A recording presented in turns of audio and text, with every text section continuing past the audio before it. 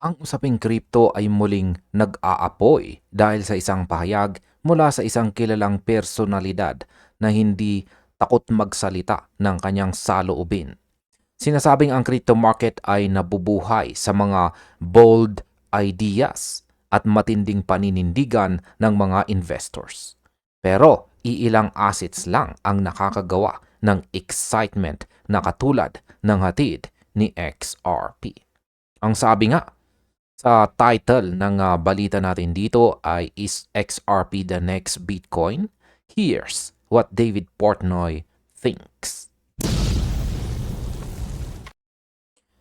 Sariwa pa ang balita natin dito tungkol po sa founder ng Barstool Sports na si Dave Portnoy. Ayan po siya.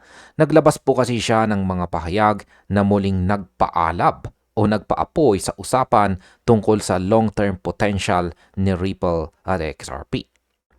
Ang tanong na kinahuhumalingan ng marami ay si XRP na nga ba ang susunod na Bitcoin? Hindi lamang ito basta teorya. Ito po ay usapang nakasentro sa trajectory ng digital assets sa modernong panahon natin ngayon. Sa balitang ito ay pag-uusapan po natin ang bawat anggulo ng pahayag ni Portnoy dito at kung bakit ang kanyang mga salita ay nagbibigay ng bagong pag-asa para po sa atin bilang XRP Army. At simulan po natin kay Dave Portnoy. Ayan, ang tungkol po kay Dave Portnoy at ang psychology ng FOMO. Sa isang video po dito na ibinahagi ng kilalang pundit o analyst na si John Squire, hinarap ni Portnoy ang sentiment ng mga investors at ang papel ng espekulasyon sa pagpapagalaw ng market. Inamin niya ang mga psychological na puwersa na nakakaapekto sa ating mga desisyong financial. Ayon sa kanya, there's 100% of FOMO on everything. Aminado siyang ang fear of missing out ang isa sa mga pangunahing nagtutulak sa mga tao na pumasok sa crypto sector. Ngayon, ang opinion ko naman po tungkol dito ay alam nyo ba mga kakripto, napakatotoo ng sinabi ni Portnoy tungkol po sa FOMO. Lahat tayo sa isang punto ng ating buhay ay naramdaman ang takot na mapag-iwanan. Pero ang mas malalim na punto po rito ay kung paano ito ginagamit ni Portnoy para bigyang katwiran ang kanyang pagtaya or pag-invest kay XRP. Hindi lang siya basta sumasabay sa agos. Tinitignan po niya si XRP bilang isang strategic opportunity dahil po sa price accessibility nito. Para po sa akin, ang pahayag niya, ang pahayag po niyang that's why I'm an XRP ay isa pong pag-amin na nakikita niya ang value na hindi pa nakikita ng iba sa kasalukuyang presyo. Tinanong niya ang isang napaka-provocative na tanong. What if that's the next Bitcoin? Isipin po ninyo mga kakripto, ang bigat ng tanong na yan. Si Bitcoin ay nagsimula po sa cents at dollars bago po naging global standard. Kaya ang opinion ko po rito ay si Portnoy ay hindi lamang po isang investor. Siya ay isang believer sa upside potential. Kung si Bitcoin ay naging gold standard, nakikita po ni Portnoy na si XRP ang pwedeng maging utility standard na may katulad na financial trajectory. Ang imahinasyon po ng mga investors ay muling nabuhayan dahil po sa mindset na ito. Pag-usapan naman po natin ang mapait ngunit inspirational na karanasan ni Portnoy. Yan, nagbahagi rin itong si Portnoy ng isang personal na kwento na nagpabago sa kanyang pananaw sa crypto. Naalala niya noong muntik na siyang makabili ng isang apartment sa Miami. Pero nag-outbid siya ng isang maagang Bitcoin investor. Ang nakakagulat ay ang taong nakabili ng apartment ay bumili ng Bitcoin noong ang presyo nito ay nasa ilang dolyar pa lamang.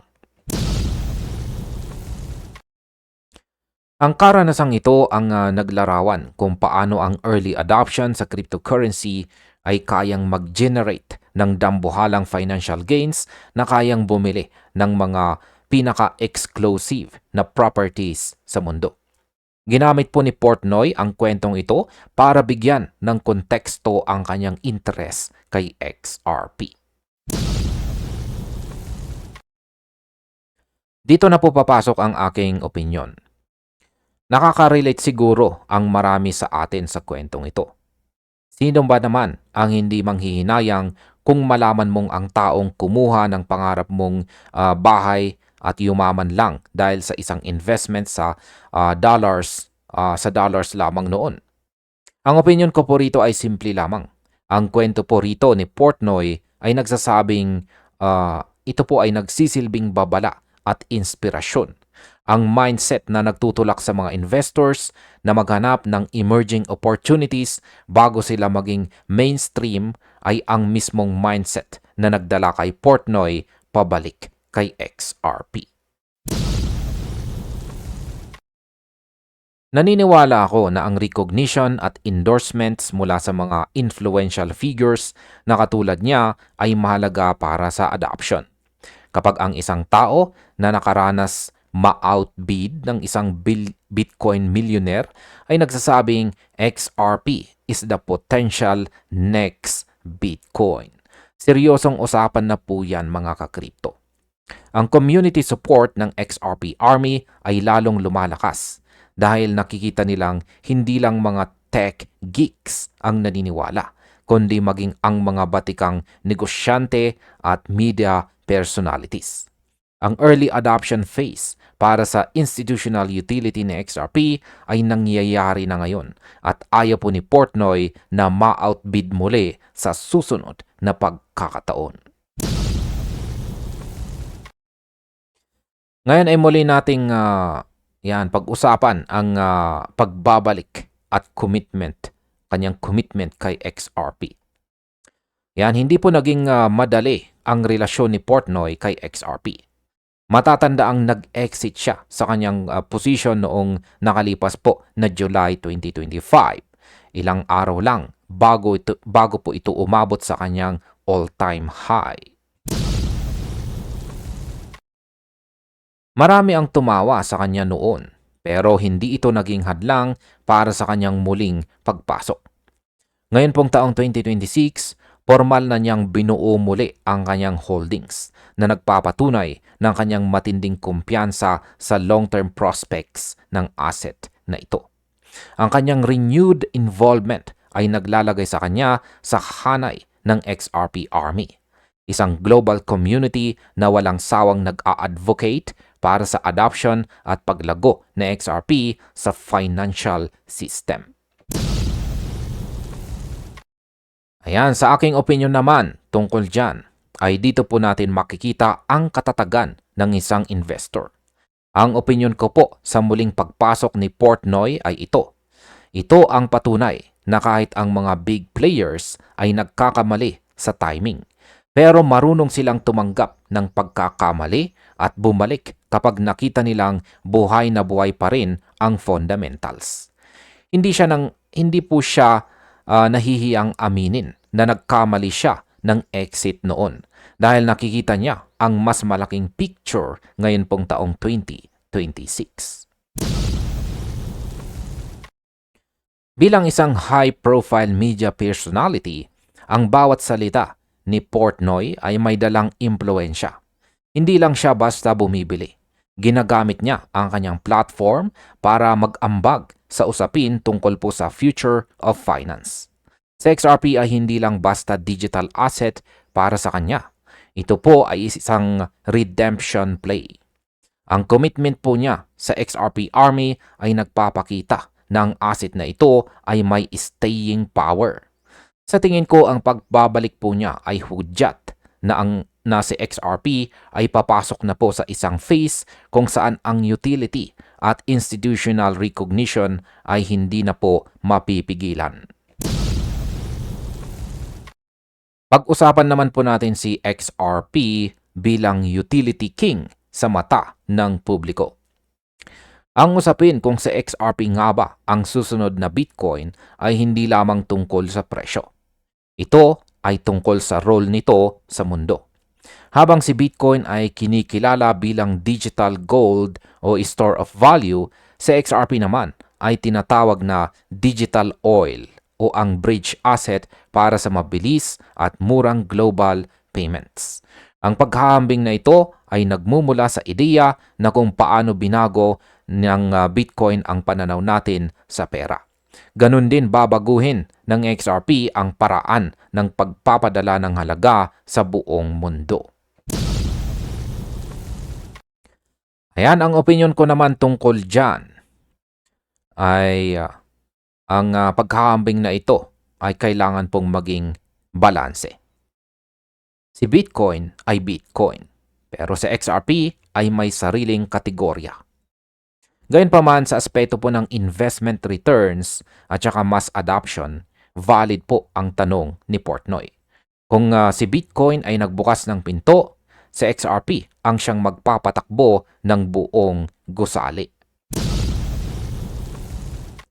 Naniniwala ako na ang pagpasok ng mga katulad ni Portnoy sa usapan ay nakakatulong para maintindihan ng masa na ang crypto ay hindi lang para sa mga programmers.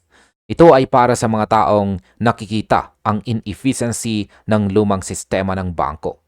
Ang Next Bitcoin label ay isang paraan para maintindihan ng publiko ang magnitude ng potential growth na pwede pong mangyari. Ang bawat pahayag ni Portnoy ay nagiging gasolina sa apoy ng XRP Army.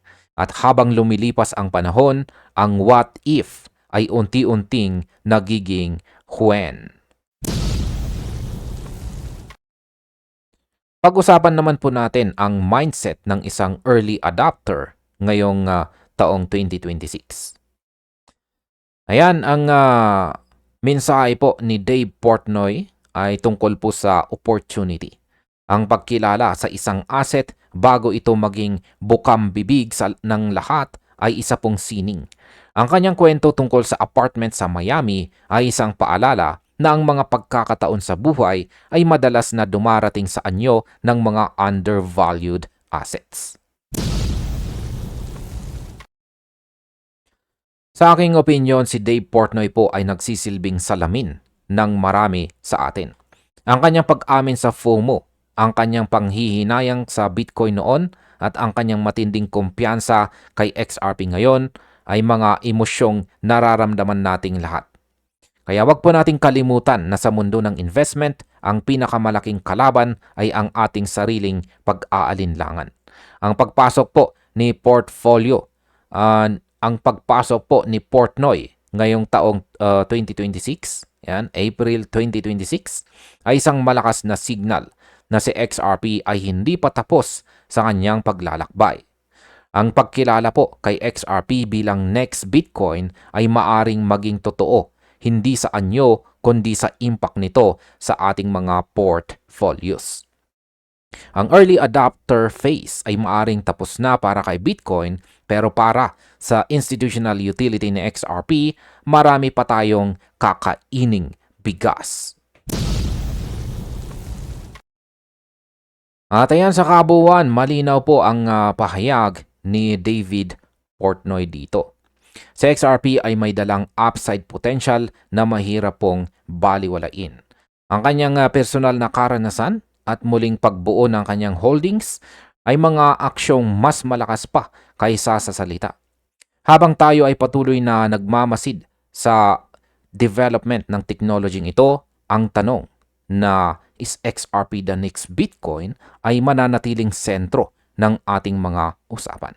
Kaya manatili po tayong alerto sa bawat balita, maging mapanuri sa bawat pahayag ng mga influential figures at lagi po nating tandaan na ang bawat kwento ng tagumpay sa crypto ay nagsisimula sa isang matapang na paniniwala.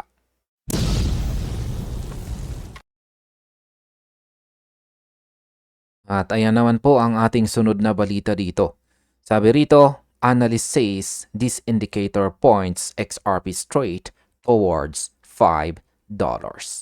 Ayan, habang ang karamihan po ay nakatitig sa bawat sintimo ng galaw ng market, meron pong isang kilalang analyst na nagngangalang Bird ang naglabas ng isang pag-aaral o analysis na tiyak na magpapataas ng kuryosidad ng bawat XRP holder.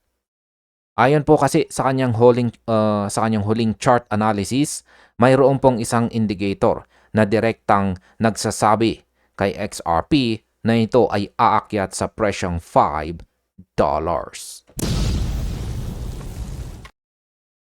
Hindi po ito isang random na hula o hopium lamang. Ito po ay base sa isang long-term structure gamit po ang tinatawag nating Fibonacci levels. Kaya sa balitang ito ay ipapaliwanag po natin ang bawat aspeto ng prediksyong ito. Kung saan ay pag-uusapan po natin ang kasalukuyang downtrend, ang nagaganap na compression at kung ano ang kailangang mangyari para tuluyan po tayong pumasok sa tinatawag na expansion zone.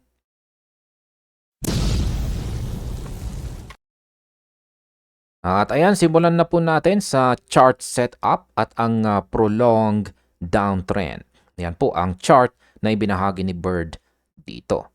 Yan, sabi niya rito, the next 1.618 golden ratio extension for XRP points straight toward $5 plus. Ayan. Pero balikan po muna natin ang kasaysayan ng galaw na XRP. Ang asset ay kasalukuyang nasa paligid po ng $1.32 dito sa kanyang chart matapos po ang isang mahaba at nakakapagod na downtrend simula noong peak nitong nakalipas po na July 2025. Sa loob ng maraming buwan, nakakita po tayo ng sunod-sunod na lower highs at saka lower lows. Para sa mga bago lamang po sa trading, ibig sabihin nito ay tuwing susubok tumaas ang presyo, mas mababa po ang naaabot nito kumpara sa huling peak. At tuwing babagsak naman, mas malalim po ang nararating nito. Ayan, sa opinion ko naman, ang tingin ko po rito ay ang downtrend na ito ay hindi natin dapat ikatakot, kundi dapat po nating ituring na isang coiling phase. Kung titignan po natin ang chart dito ni Bird, sa XRP ay bumuo ng isang base zone malapit po sa support na $1 hanggang $1.2. Ito po ang tinatawag nating key reaction area. Ang katotohanang nag-hold po tayo sa itaas ng $1.32 sa ngayon ay isang magandang senyales. Ibig pong sabihin ang mga sellers ay nauubusan na ng lakas at ang mga buyers ay nagsisimula ng bumuo ng pader. Ang reduced volatility at saka tighter candles o mas mahigpit na mga candlestick na nakikita po natin sa daily time frame ay parang isang spring na kinukompress. Ang alam nating lahat, alam po nating lahat, mas matagal po na compression, mas malakas po ang magiging explosion o pagsabog niyan sa oras na ito ay nakawala. Kaya para sa akin, ang $1.32 ay hindi po ito price drop, kundi consolidation bago ang susunod na malaking kabanata. Ayan, pag-usapan naman po natin ang Fibonacci levels ni XRP. Yan, ginamit po ni Bird ang Fibonacci retracement gaya po ng 0.236, 0.5, 0.618, 0.702 at saka 0.786. Ang mga numerong ito ay hindi lang basta random math. Ang mga ito ay nagsisilbing psychological at structural levels kung saan ang presyo ay madalas na humihinto o bumabaliktad.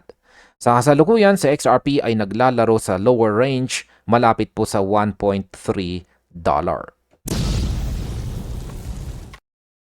Ang opinion ko po rito ay mahalagang mapansin po natin ang role ng 0.618 at ang 0.702 levels dito. Nitong mga nakaraang buwan, ang mga level na ito ang nagsilbing matinding resistance. Pero ang tunay na star of the show dito ay ang 1.3 1.618 dito sa itaas.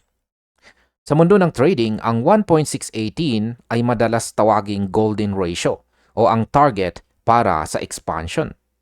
Ang target na ito ay nakapwesto po sa itaas ng presyong $5. Kaya sa aking pananaw, ang gap sa pagitan po ng $1.32 at ang $5 target ay malawak.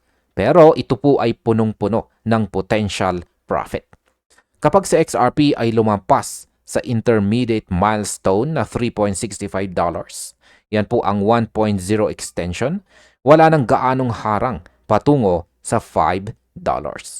Ang 1.618 level ay ang magnet na humihila po sa presyo paitaas.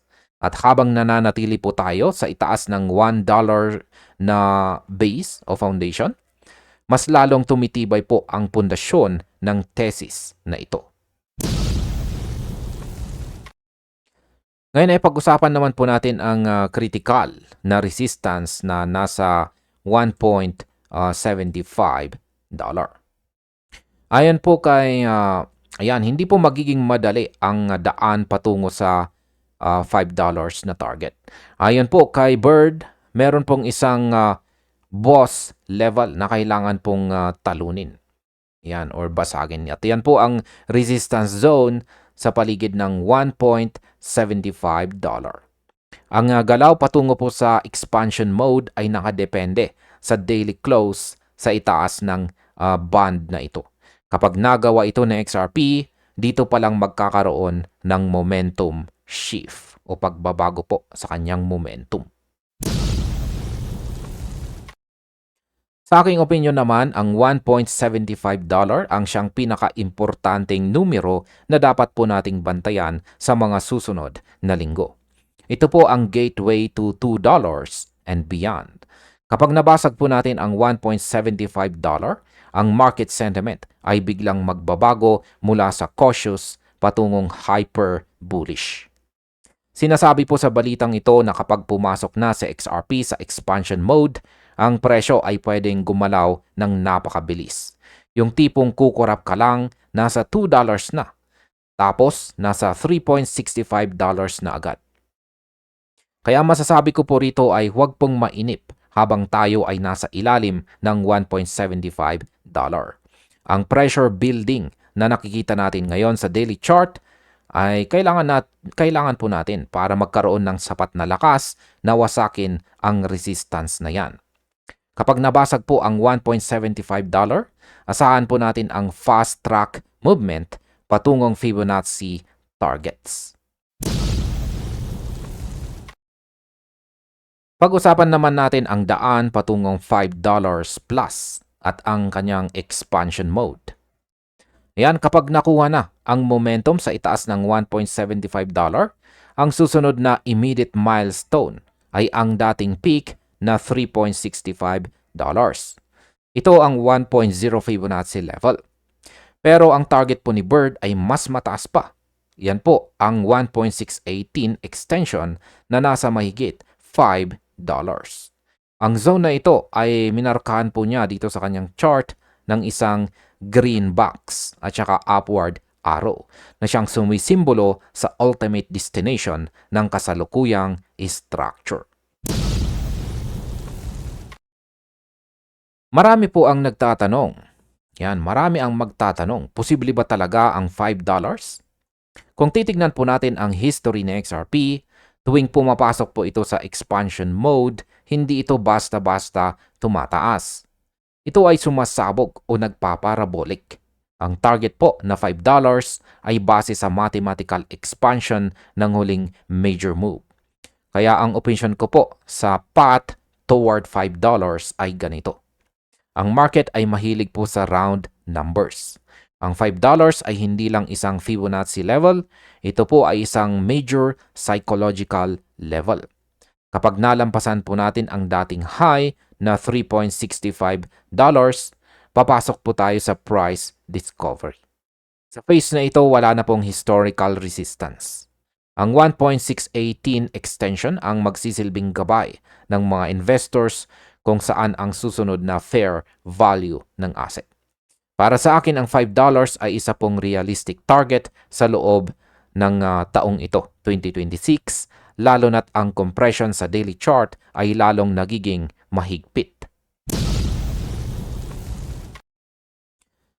Ayan ang pinaalalahanan. Ayan, pinaalalahanan po ang market participants na mag-focus po tayo sa kung kakayanin ba ni XRP na i-hold ang support malapit po sa $1.3. Ang failure po or ang pagkabigo na mabawi ang $1.75 ay pwede pong magkulong kay XRP sa loob ng kasalukuyang range sa mas mahabang panahon. Pero sa kabila po nito, si Bird ay nananatiling bullish sa immediate future ng asset na ito. Ang masasabi ko po tungkol dyan ay bantayan po natin ang tightening movement. Sa trading, ang volatility contraction ay laging sinusundan po ng volatility expansion. Kasalukuyan po nating nakikita ang contraction. At ito po yung maliliit na kandila, mababang volume at kawalan ng malaking galaw. Ito ang katahimikan bago po ang bagyo. Kung hindi po natin mabawi ang $1.75 agad, mananatili po tayong sideways. Pero ang masasabi ko po sa immediate future na XRP ay positibo dahil ang $1 to $1.2 support area ay napatunayan na ito ay matibay. Hanggat hindi po tayo bumabagsak sa ilalim ng $1, ang structure patungong $5 ay nananatiling intact. Kaya wag po tayo mawalan ng pag-asa sa boring na galaw ngayon dahil ang boring na market ang madalas na nagbubunga ng pinakamalaking gains. At ayan sa kabuuan, ang chart po ni Bird dito ay nagbibigay po sa atin ng isang malinaw na roadmap gamit ang Fibonacci levels. Ang kasalukuyang presyo po na nasa $1.32 ay ang ating pundasyon. Ang $1.75 naman ang ating pintuan at ang $5 plus ang ating destinasyon. Ang compression na nararanasan natin ngayon ay ang paghahanda para sa isang malaking expansion mode na pwedeng magpabago sa market position ng XRP sa loob ng taong ito, 2026. At tandaan po natin, ang trading ay laging may kasamang risk. Pero ang pagkakaroon ng technical structure gaya po ng 1.618 extension ng Fibonacci ay nagbibigay po sa atin ng gabay kung saan tayo patungo. Manatiling alerto po tayo sa mga daily closes sa itaas ng $1.75 at laging maging handa sa mabilis na pag-akyat kapag ang momentum ay pumasok na.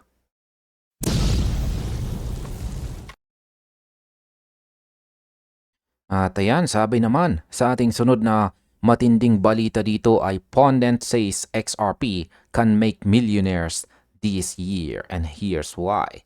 Ayan, mayroon po tayong napakainit na balita dito na dapat po nating pag-usapan na siguradong magpapabilis ng tibok ng puso ng bawat XRP holder.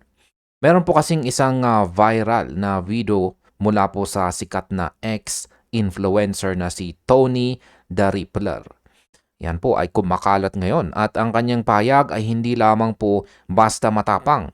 Ito po ay explosive. Ayon sa kanya, si XRP ay nakatakdang gumawa ng maraming milyonaryo ngayong taon. Hindi po ito yung tipong hype lang na naririnig natin sa kanto. Ang usapang ito ay nakasentro po sa isang malaking pagbabago sa global finance. Isa pong financial flip na hindi pa natin nakikita sa kasaysayan. Kaya pag-uusapan po natin dito ang papel ng XRP sa tokenization, ang pagpasok ng mga dambuhalang bangko gaya po ng JP Morgan at saka Citi, at kung paano po hihigupin ng mga 401k retirement accounts ang supply ng XRP sa market.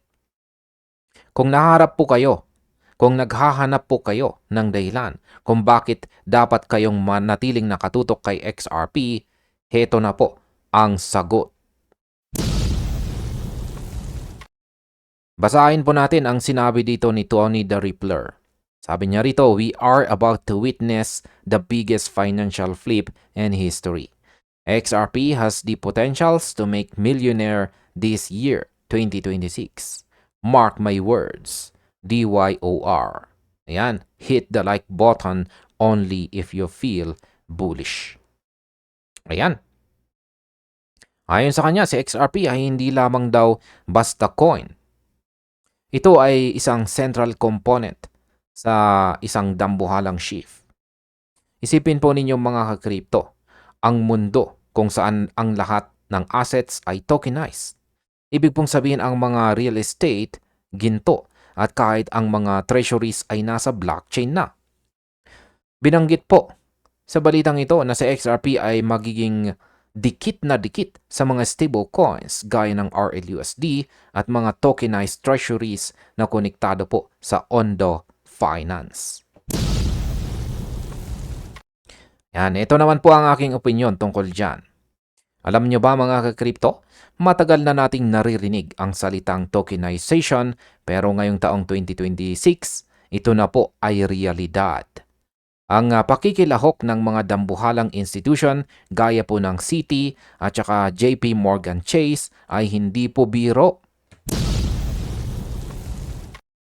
Isipin po ninyo mga ka-crypto, itong mga bangkong ito ang may hawak ng trilyong-trilyong dolyar sa buong mundo.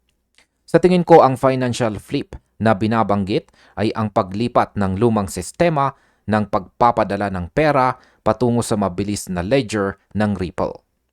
Kapag ang mga higanteng ito ay nagsimula ng gumamit ng XRP bilang tulay para sa kanilang mga transaction, dito po natin makikita ang tunay na lakas ng utility.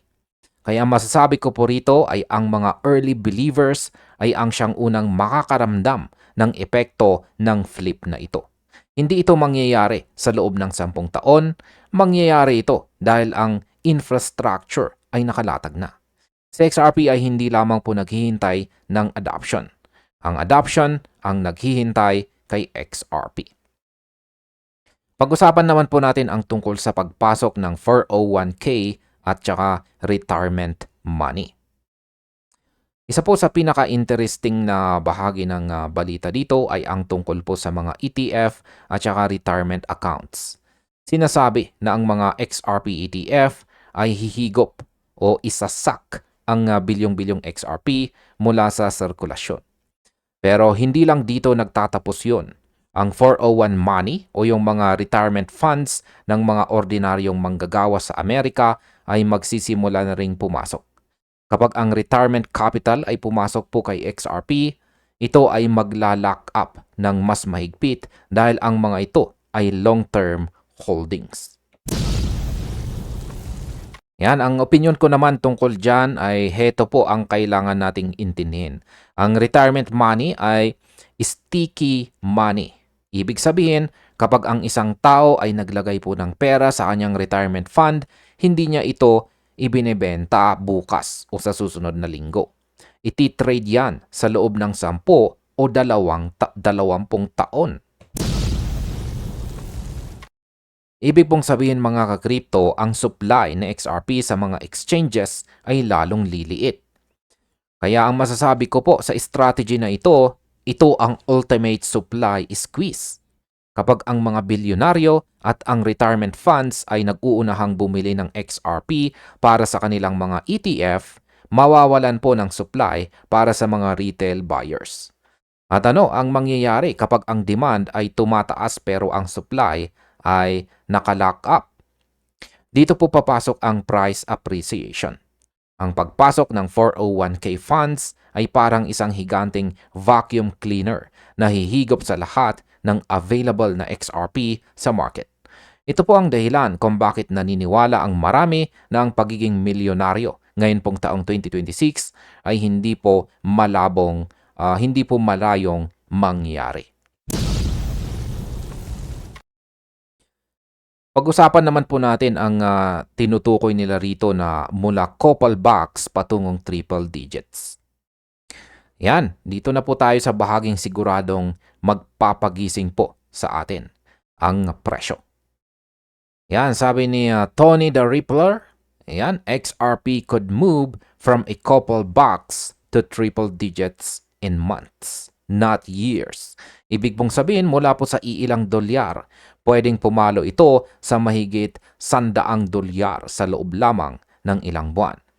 Inilarawan po si XRP bilang bridge asset para sa mga bangko, gobyerno at trilyong-trilyong halaga ng tokenized global debt.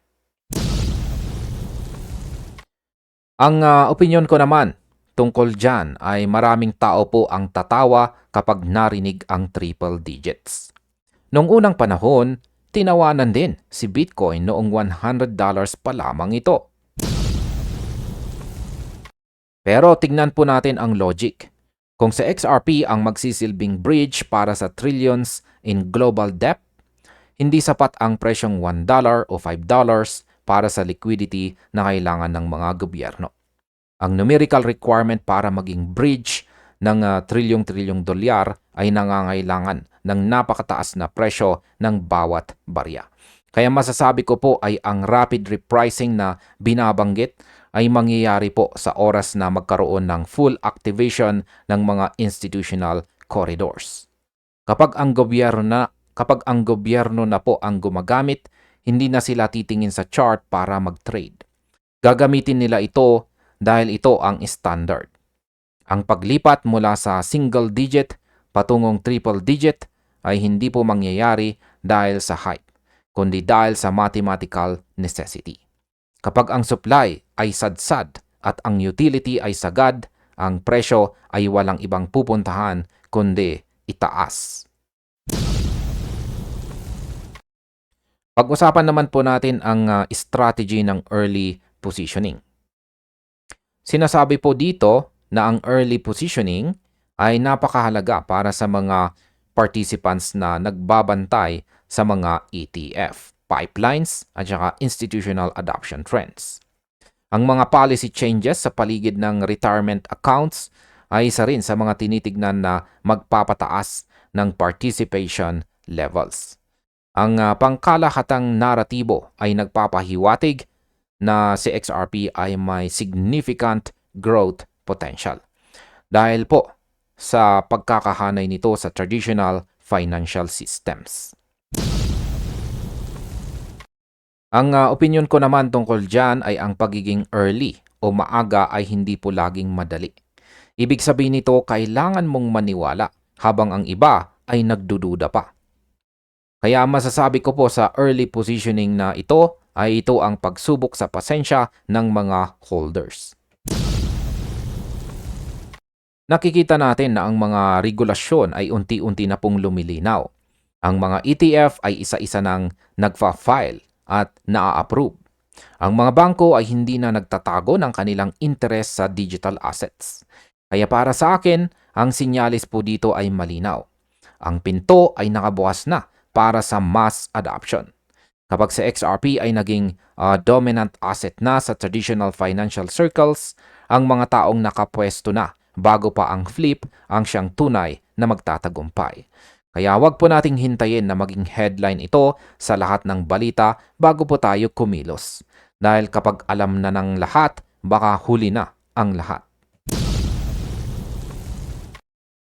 Pag-usapan naman po natin ang market sentiment at ang modernization. Ang mensaheng ito ay sumasalamin po sa mas malawak na sentiment sa loob ng crypto community na nakatutok po sa structural adoption. Hindi na ito tungkol sa mga meme coins o mga dog coins. Ito po ay tungkol sa financial modernization. Ang modernization na ito ay kinabibilangan ng mga regulated investment products na siyang hinahanap ng mga malalaking investors. Ito naman ang aking opinion dyan. Sa loob po ng maraming taon, ang XRP community o ang XRP army ay tinawag na delusional. Pero tignan po ninyo ang nangyari ngayong taong 2026. Lahat ng mga prediction tungkol po sa utility at banking integration ay isa-isang nagkakatotoo. Kaya masasabi ko po dyan ay ito ay isang validation. Sa XRP ay hindi na lang isang altcoin. Ito ay isang financial infrastructure. Ang alignment po sa pagitan ng digital assets at traditional finance ay hindi na po mapipigilan. Kapag ang modernization ay tuluyan ng niyakap ng mga gobyerno sa buong mundo, sa XRP ay magsisilbing global reserve asset na magpapatakbo sa bagong financial system. Kaya ang paglago nito ay hindi lamang po growth, ito ay dominance.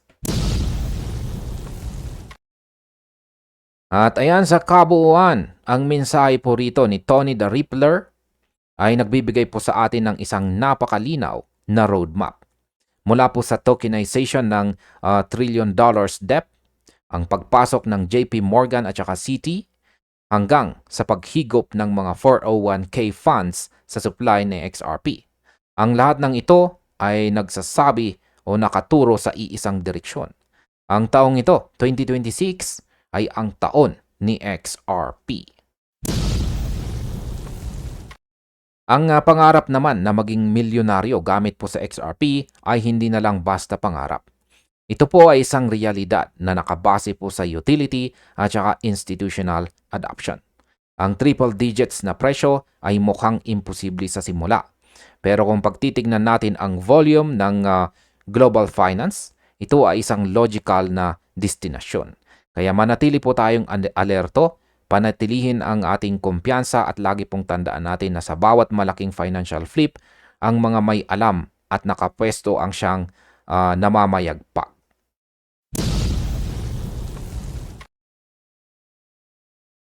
Ang sabi naman po sa ating sunod na balita dito ay XRP ETF CEO drops a huge price warning on XRP. Yan, meron pong isang napakabigat na pahayag ang lumabas mula sa isa sa mga pinaka-influential na tao sa mundo ng institutional crypto. Kung iniisip po ninyo na si XRP ay puro ingay lamang sa social media, nagkakamali po kayo. Ang CEO mismo po kasi ng Teucrium na si Sal Gilberty, ang kumpanyang nasa likod ng isa sa mga kauna-unahang XRP ETF, ay naglabas ng isang price warning at isang napaka-bullish na outlook na dapat po nating pakinggan. Ayon po sa balita dito, ang pahayag ni Gilberty ay hindi lang basta hula. Ito ay base po sa conviction ng mga institutional leaders na unti-unti nang binabago ang sentiment ng buong financial world pagdating po sa digital assets. Kaya sa balitang ito ay pag-uusapan po natin ang bawat salita mula sa CEO ng Teucrium, ang tagumpay ng kanilang XRP ETF sa Nasdaq at kung bakit ang utility ang siyang tunay na hari sa larangang ito. Walang halong hype, puro katotohanan lang mula sa mga taong humahawak ng milyong-milyong dolyar sa market. Simulan po natin sa very bullish na pahayag ni Sal Gilberty. Ang nakikita po natin dito ay isang video clip na ibinahagi po ni CryptoX Ayman dito. Diretsahang sinabi po rito ni Sal Gilberty ang kanyang pananaw tungkol po sa Ripple ecosystem. Sabi niya, I am very bullish on the use of the Ripple Ledger and XRP. What the price does, I don't know. Well, see. Ayan. Isipin po ninyo mga ka-crypto. Isang CEO ng ETF provider, hindi nakatutok sa panandali ang galaw ng presyo, kundi siya po ay nakatutok sa use case o ang gamit ng technology. Yan, ito na po ang opinion ko naman tungkol dyan. Napakaganda po ng punto rito ni Sal Gilberty. Sa mundo ng crypto, madalas po tayong malunod sa mga price predictions na kung ano-ano. Pero kapag narinig mo ang isang tao na gaya po ni Gilberty na ang trabaho ay mag-manage ng pondo ng mga institution, mapapansin mong ang focus nila ay infrastructure. Sinasabi niya na ang presyo ay susunod na lamang kapag napatunayan na ang utility. Ito ay isa pong wake-up call para sa atin bilang mga holders. Ang pagiging bullish po niya ay hindi nakabase sa chismis, kundi sa efficiency ng XRP ledger. Ang pag-amin po niya na hindi niya alam ang gagawin ng presyo ay hindi po kahinaan. Ito ay isang tanda ng professionalism o profesionalismo. Pinapakita nito na naniniwala po siya sa pundasyon ni Ripple at ang pundasyong ito ang magdadala sa atin sa pangmatagalang tagumpay. Kadalasan ang mga Moon Boys ay nangangako po ng $100 o $1,000 bukas. Pero ang isang CEO na nagsasabing bullish ako sa gamit nito ay mas may timbang para po sa akin. Ibig pong sabihin nakikita niya sa XRP bilang isang seryosong financial tool na gagamitin ng mga bangko sa loob ng maraming dekada. Hindi po ito get-rich-quick scheme para sa mga institusyon. Ito ay efficiency play. At sa mundo ng finance, ang efficiency ay katumbas ng bilyong-bilyong dolyar na savings. Pag-usapan po natin ang professionalism ng Ripple at ang kanyang 3 to 5 seconds na settlement. Yan, pinuri po ni Gilbert T. ang Ripple dahil po sa pagiging single-minded sa kanilang layunin. Ayon po sa kanya, ang Ripple ay nananatiling tutok sa pagbuo ng infrastructure na may kakayahang baguhin ang global payments. Binigyang din po niya ang bilis at pagiging epektibo ng network, ang kakayahang kung saan ay ang kakayahang maglipat po ng pera sa loob lamang ng 3 to 5 seconds. Kumpara po sa lumang sistema na inaabot ng ilang araw. Ito po ay isang dambuhalang upgrade. Ito naman ang aking opinion tungkol dyan. Isipin po ninyo mga ka-crypto, ang ating mundo ngayon. Gusto po natin, ang lahat ay instant. Pero pagdating po sa pagpapadala ng pera sa ibang bansa, bakit kailangang maghintay ng 3 araw or 3 days? Kaya ang point po ni Gilbert T. tungkol sa 3 to 5 seconds ay ang pinakamalakas na value proposition ni XRP. Kapag ang isang institution ay nakatipid ng oras, nakakatipid po sila ng pera. Ang professionalism ng Ripple na tinutukoy po niya ay ang kakayahan nilang makipag-usap sa mga regulators at malalaking bangko sa paraang naiintindihan po nila. Kaya sa tingin ko po mga ka-crypto, ito ang dahilan kung bakit matatag pa rin si Ripple sa kabila ng lahat ng pressure. Sila po ay strategic. Hindi po sila nakikipag-away sa sistema. Binabago nila ang sistema mula sa loob. Ang single-minded purpose na binabanggit ni Gilbert T. ay patunay na hindi nagpapadala ang Ripple sa ingay ng NFT hype o iba pang distractions. Sila po ay nakafocus sa cross-border settlement. At kapag ang isang kumpanya ay may ganyang klaseng focus, mahirap po silang tapatan. Ang numerical reality ng 3 to 5 second settlement ay sapat na para burahin ang pangangailangan sa mga nostro-vostro accounts na nagkakalaga ng trillions of dollars. Isa po sa pinaka-interesting na bahagi po ng balita dito ay ang tagumpay ng Leverage XRP ETF na nauugnay po sa Teucrum na nakatrade sa Nasdaq. Ayon po sa data, ang assets po nito ay lumampas na sa $100 million. Ito po ang itinuturing na most successful ETF launch ng kumpanya. Ang antas na ito ng institutional exposure ay isang malinaw na senyales na ang mga malalaking isda ay handang maglagay ng pera kay XRP. Ito naman ang aking opinion tungkol dito. Ang paglampas po sa $100 million mark ay hindi po biro, lalo na para sa isang leverage product sa Nasdaq. Ibig sabihin nito may demand mula sa mga accredited investors at saka institutions na gustong magkaroon ng exposure sa galaw ng XRP nang hindi po direkta itong hinahawakan sa mga exchanges. Ang tagumpay na ito ay nagbibigay ng credibility kay XRP sa loob ng global financial markets. Kapag ang isang product ay natitrade sa Nasdaq, dumadaan ito sa matinding scrutiny. Ang katotohanan ito, ang pinakamatagumpay na launch ng Teucrum ay nagsasabing uhaw ang mga investors sa regulated na paraan para makapasok kay XRP. Para sa akin, ito po ay validation na si XRP ay hindi na lang basta altcoin. Ito ay isa ng institutional grade asset. Kung ang mga Nasdaq investors ay komportable na kay XRP, anong pipigil sa iba pang malalaking asset managers sa sumunod? Yan, sa mga malalaking asset managers na sumunod. Ito po ang snowball effect na sinasabi natin. Ang $100 million na ito ay simula pa lang. Kapag ang ibang kumpanya, gaya po ng BlackRock o Fidelity ay tuluyan ng pumasok ng mas malalim, ang figures na ito ay magmumukhang barya na lamang. Pag-usapan naman po natin ang tungkol sa acquisitions, licensing, at ang ecosystem expansion. Ayan, hindi lamang po sa pagpapadala ng pera nakatutok itong si Ripple. Commended din ni Gilbert T. ang strategic expansion ng Ripple sa pamamagitan po ng acquisitions, licensing, at saka ecosystem development.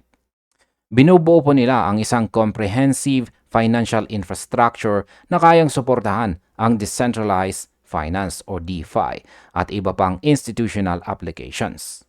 Ang XRP Ledger ay hindi na lang basta payment rail. Ito ay nagiging isang full-service financial hub. Yan, ito naman ang aking opinion tungkol dyan. Napakahalaga po, masasabi kong napakahalaga po ng parting ito. Ang Ripple ay bumibili ng mga kumpanya at kumukuha ng mga lisensya sa iba't ibang panig ng mundo. Hindi lamang po sila naghihintay na gamitin si XRP. Sila po mismo ang gumagawa ng mga use cases. Ang pagbuo ng infrastructure para sa DeFi sa loob ng isang regulated environment ay ang holy grail ng finance. Kaya sa tingin ko, ito po ang long-term growth strategy na tinutukoy ni Gilbert T. dito. Ang pagiging single-minded sa infrastructure ay nangangahulugan na ang Ripple ay naglalatag ng mga pipes o tubo sa ilalim ng global financial system. Kapag ang mga tubong ito ay nakabit na sa lahat ng malalaking bangko, si XRP ang dadaloy sa loob nito bilang liquidity. Hindi mo na kailangang kumbinsihin ang mga tao na gamitin ito. Gagamitin nila ito dahil ito ang pinaka-efficient na paraan. Ang scalability at saka reduced transaction cost ay mga no-brainer solutions para sa mga legacy systems na hirap nang makasabay sa modernong bilis ng mundo. Ang expansion po na ito ay ang safety net ng XRP. Habang mas maraming utility ang nadadagdag, mas lalong tumitibay ang halaga nito sa market. At ayan, pag-usapan naman po natin ang price warning at ang kinabukasan. Sa dulo ng lahat, bagamat sinabi po ni Gilbert T. na hindi niya alam ang gagawin ng presyo, ang kanyang babala o warning ay malinaw. Ang sinumang hindi po tumitingin sa utility ay posibleng maiwan. Ang momentum ng paglago ng XRP Ledger at ang dumaraming institutional demand ay hindi na po mapipigilan. Si XRP ay nananatiling well-positioned para makinabang sa shift o pagbabago mula sa lumang sistema patungo sa modernong alternative. Sa aking opinyon, ang price warning po dito ni Gilbert T. ay para sa mga taong short-sighted.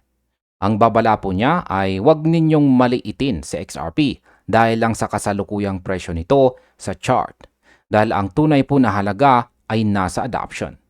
Kapag ang CEO ng isang ETF firm ay nagsabing bullish ako kay Ledger o bullish ako sa Ledger, sinasabi niya sa atin na ang value ay unti-unti nang nabubuo sa background. Para po sa akin, ang roadmap ay malinaw. Ang institutional participation na nakikita po natin sa Nasdaq at ang dedikasyon ng Ripple sa technology ay mga piraso ng puzzle na unti-unti nang nabubuo ngayong taong 2026. Ang momentum na binabanggit ni Ayman ay hindi lang marketing. Ito po ay data-driven. Habang lumalaki po ang development activity sa XRP Ledger, lalong lumalawak ang mga pinto para sa mass adoption. Kaya masasabi kong magtiwala po sa technology gaya ng pagtitiwala ni Sal Gilberty. Kaya ang presyo ay susunod. Ito po ay inevitable o hindi na po maiiwasan. Kaya wag pong magpa-distract sa daily volatility. Tumingin po sa big picture o malaking larawan kung saan si XRP ay ang bridge asset ng buong mundo. Sa kabuuan, ang pahayag po dito ni Sal Gilberty ay isang paalala na si XRP ay may matibay na backer sa mundo ng traditional na finance. Ang tagumpay po ng kanilang ETF sa Nasdaq at ang focus ng Ripple sa 3 to 5 seconds global settlements ay mga katotohanang hindi po mabubura ng anumang FUD o fear, uncertainty, and doubt. Ang institutional demand ay narito na at ito ay lumalaki araw-araw. Kaya manatili po tayo mapagmatsyag, manatiling informed at lagi po nating tandaan na dito sa mundo ng crypto, ang utility ang siyang magdidikta ng tunay na mananalo sa huli.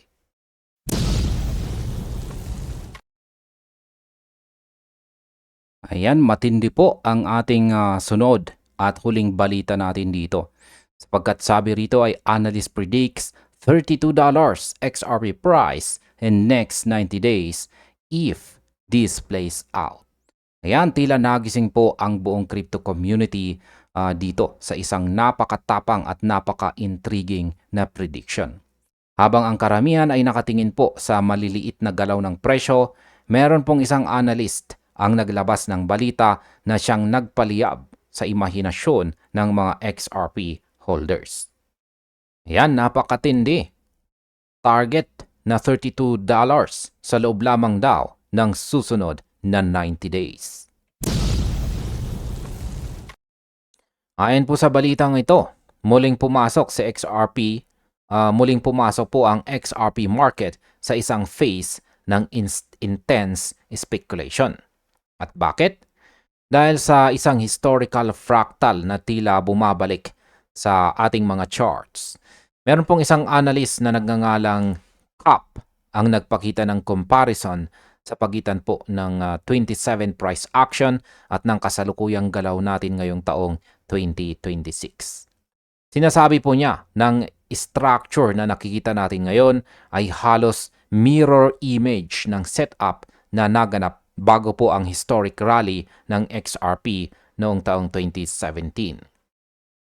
Kaya sa balitang ito ay pag-uusapan po natin ang bawat anggulo ng balitang ito mula po sa fractal alignment hanggang sa market cap implications para malaman po natin kung ito ba ay isang realistic na senaryo o isang pangarap na mahirap pong abutin.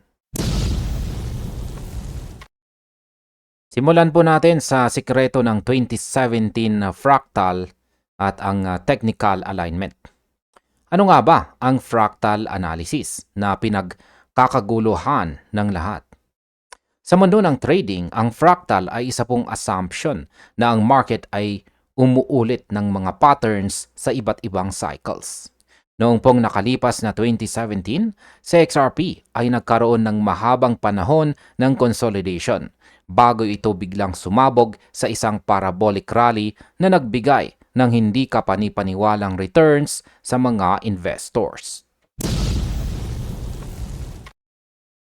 Ang chart po dito na ibinahagi ni Cap ay nagpapakita ng parehong consolidation behavior ngayon pong taong 2026. Nakikita po ang mga breakout attempts at ang pag-build up ng momentum na tila kumokopya sa ginawa ni XRP halos 9 na taon na ang nakakaraan. Maraming traders ang umaasa sa ganitong visual symmetry para hulaan ang susunod na malaking galaw. Ito naman po ang aking opinyon tungkol dyan. Alam nyo mga ka-crypto, sa dami ng nakita nating charts, ang 2017 fractal ang isa sa pinaka-popular o pinakasikat pero pinaka-controversial. Kung titignan po natin ang balitang ito, ang basihan ni Cap ay isang visual probability. Kaya sa aking pananaw, ang symmetry ay nakakamangha. Pero dapat po nating tandaan na ang 2017 market ay Wild West pa. Noong panahong iyon, mas madaling itulak ang presyo dahil mas maliit po ang liquidity. Pero ngayon pong taong 2026, ang market structure po natin ay mas matibay at saka mas complex. Gayunpaman, hindi po natin maikakaila na ang human psychology sa trading ay hindi po nagbabago. Ang takot at excitement ng mga traders ay pareho pa rin. Kung maniniwala po ang sapat na dami ng tao sa fractal na ito, ang self-fulfilling prophecy ay pwede pong pumasok. Pero tandaan po natin, ang fractal ay isang gabay lamang. Hindi ito garantiya na ang kasaysayan ay uulit ng eksakto. Ayan, ngayon ay pag-usapan naman po natin ang tungkol sa market cap reality check o ang $1.7 trillion na target. Ayan, dito po tayo sa usapang numero na medyo nakakalula. Kung sa XRP ay aabot nga sa presyong $32, ang market capitalization nito ay lalampas na sa $1.7 trillion. Isipin po ninyo yan mga ka-crypto. Ang halagang iyan ay hihigit pa sa halos lahat ng historical valuations ng anumang crypto asset at lalaban na sa valuation ng pinakamalalaking global financial companies gaya po ng Microsoft o Apple. Para mangyari ang ganitong klaseng surge, kailangan po ng isang enormous influx of capital. Hindi po sapat ang retail buying lamang. Kailangan po ng bilyong-bilyong dolyar na manggagaling sa mga institution. Noong nakaraang 2017, ang kailangan lang ay ilang milyon para magkaroon ng malaking epekto. Pero ngayon pong 2026, ang liquidity depth ng crypto market ay nangangailangan po ng mas matinding pwersa para mapanatili ang exponential growth. Ito naman ang aking masasabi tungkol dyan. Ang $1.7 trillion market cap ay para pong isang bundok na kailangang akyatin. Sa tingin ko, ito po ang pinaka-challenging na bahagi ng prediction na ito. Para maabot po ang $32, kailangan nating makakita ng perfect alignment ng macroeconomic stability at saka institutional demand. Pero heto po ang hirit ko. Noong nagsimula po si Bitcoin, sinabi rin ng mga tao na hindi nito kayang abutin ang $1 trillion mark. Pero nagawa po nito. Sa XRP ay may kakaibang utility sa cross-border payments. Kung ang malalaking central banks ay magsisimulang gumamit ng XRP bilang reserve asset o pang-settle ng bilyong dolyar na utang, ang $1.7 trillion cap ay hindi na magmumukhang imposible. Pero sa loob po ng 90 days, iyan ang kailangang patunayan ng market. Ang numerong ito ay nagpapakita na si XRP ay hindi na lang basta barya, kundi isang seryosong global financial infrastructure. Pag-usapan naman po natin ang tungkol sa momentum laban sa market constraints. Kaya nga ba ng momentum na talunin ang mga limitasyon ng market? Alam nating lahat na si XRP ay may kakayahang maghatid ng mabilis na price expansion kapag paborable ang kondisyon. Ang pagtaas ng adoption sa cross-border payments, ang dumaraming activity sa on-chain at ang pangkalahatang bullish sentiment ang mga sangkap para sa isang rally. Sinasabi po sa ulat dito na para po sa isang 20 times rally sa loob ng 90 days, kailangan po ng near perfect alignment. Kasama po rito ang regulatory clarity, liquidity depth at saka macroeconomic trends. Ang mga factors na ito ang pwedeng magsilbing accelerator o kaya naman ay brake sa paglaki ni XRP. Ngayon ay ito naman ang aking opinion tungkol dyan. Naniniwala ako na si XRP ay isang coiled spring sa puntong ito.